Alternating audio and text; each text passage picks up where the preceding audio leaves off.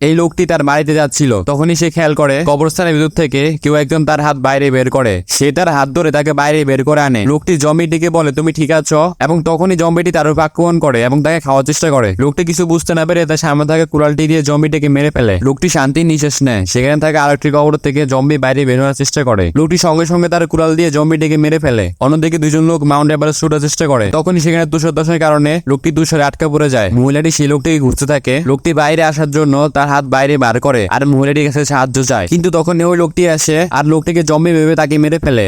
এই লোকটি পপকর্ন আর cold drink নিয়ে আসে আর সে চোপায় বসে জম্বি মুভি দেখার জন্য টিভি চালু করে। আর মুভিটির নাম ছিল the night of the zombie. আর মুভির শুরুতে একটি জম্বি কবরস্থান থেকে তার হাত বাইরে বের করে আনে। তা দেখে লোকটা কিছুটা ভয় পেয়ে যায় আর জম্বিটি একটি মেয়ের কাছে আসে তার হাত ধরে তাকে কামড়ে দেওয়ার কারণে মহিলাটি পুরো শরীরে ভাইরাসটি ছড়িয়ে পড়ে আর মহিলাটি সঙ্গে সঙ্গে অজ্ঞান হয়ে যায় আর সেও ভাইরাসের কারণে জম্বিতে পরিণত হয়। আর লোকটি অনেক ভয় পেয়ে যায়। তখনই দরজার কলিং বেজে ওঠে। লোকটি অনেক সাহস করে দরজাটি খুলে। লোকটি দেখতে পায় যে একটি জম্বি আর জম্বিটি তার হাতে কামড় দিয়ে দেয়। ভাইরাসটি যেন শরীরে ছড়াতে না পারে তাই জন্য সেই লোকটি তার হাতটি কেটে ফেলে। লোকটি বাইরে লক্ষ্য করে কিছু লোক ভূতের পোশাক পরে আছে আর তখনই লোকটির মনে পড়ে যায় আজকে তো হরর ডে। আর তখনই তার বউ তার চেহারা থেকে জম্বির পোশাকটি খুলে ফেলে আর লোকটি দেখে তো হা করে তাকিয়ে থাকে।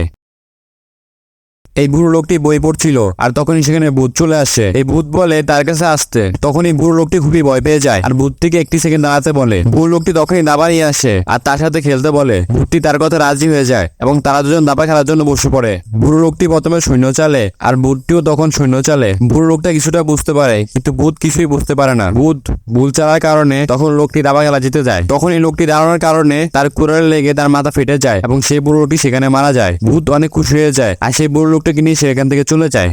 এই জম্বিটি একদিন রেস্টুরেন্টে খাবার খাওয়ার জন্য আসে। তখনই ওয়েটারটি এসে মানুষের বেডিং জম্বিকে দিয়ে দেয় এবং ওয়েটার সেখান থেকে চলে যায়। জম্বিটির আক্রোশের মতো মানুষের বেডিংটি হাঁটছিল, যা দেখে লোকটি খুবই বুঝে এসে তাকে কাটা চামিচে খেতে বলে, যা দেখে জম্বিটি খুবই খুশি হয়ে যায় এবং লোকটির কাছ থেকে কাটা চামিচ নিয়ে নেয়। আর আমরা কিছুক্ষণ পরে দেখতে পাই জম্বিটি সেই চামিচ দিয়ে মানুষটিকে খাচ্ছিল।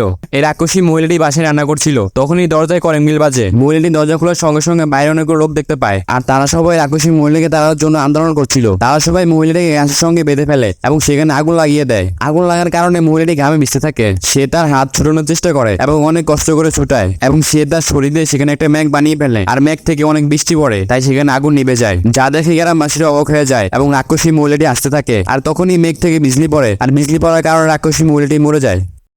জঙ্গলে একটি ব্যাঙ মরে পড়েছিল আর তখনই সেখানে চিকু আর মান্ডি চলে আসে। ব্যাঙটিকে মরে থাকতে দেখে চিকুর মাথায় একটা বুদ্ধি আসে। চিকু সামনে থাকা কারেন্টের বক্সটি খুলে এবং সেখান থেকে একটি তার বার করে আর সেটি বান্ডিকে দেখায়। বান্ডি দেখে তো খুবই খুশি হয়ে যায়। তারা সেই তারটি দিয়ে ব্যাঙটিকে ঝটকা দেয় কিন্তু কোনো লাভ হয় না। ব্যাঙটি বেঁচে ওঠে না, যা দেখে তারা খুবই আসতে থাকে। আর তখনই তাদের নজর হাসপাতালে পড়ে যেখানে মৃতদেহ রাখা ছিল। আর তখনই তাদের মাথায় একটা বুদ্ধি আসে। তারা হাসপাতালের মর্গে চলে যায়। তারা সেখানে গিয়ে রাশের উপরে থাকা কাপড়টি সরিয়ে ফেলে। তারা দুজন কতক্ষণ মৃত ব্যক্তি থেকে ঝটকে যেতে থাকে। একজন খুবই আসতে থাকে। তখনই সেই মৃত ব্যক্তিটি থেকে ওঠে, তাও জম্বি হয়ে। জম্বিটিকে দেখে চিকু আর বান্ডি খুবই অবাক হয়ে যায় এবং তাদের দুজনকে খেয়ে ফেলে।